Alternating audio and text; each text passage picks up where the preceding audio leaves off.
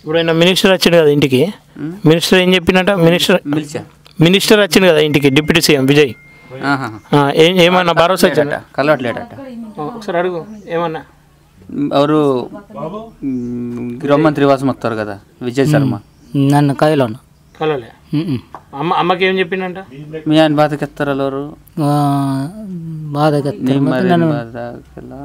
నిమ్మరేన్ బాడలో వస్తాను బాధెత్తారా బాధకెత్తారు వాళ్ళకెత్తారు బాయ్ చల్గి నాకు బెగ్గ కూడా తుడి కానీ బాడు చల్లన్న రాసి బతికిను నేను బడా చెత్తది మింది అసలు బాడ జంగాలు తిరిగి తిన్ను వాళ్ళకి ఎత్తది మింది కానీ వాడు ఏమంటే విజయ్ శర్మ వచ్చి ఇప్పుడు నీ బిడ్డ నీ కొడుకుకి అడవిలో ఎందుకు తిరగనిస్తున్నావు? మంచిగా సిటీలో వచ్చి బతుకుతాడు, సిలిండర్ అయితే మంచిగా ఉంటుంది, వాళ్ళకి సిలిండర్ చేయండి, వాళ్ళు బతుకుతాడు, ₹1,00,00,000 తగులుతున్నాయి వాళ్ళకి, వస్తాయి కదా ₹1,00,00,000 అని అమ్మాయికి చెప్పిండట. మీరు కూడా మంచిగా బతుకుతారు, వాళ్ళు కూడా మంచిగా బతుకుతాడు.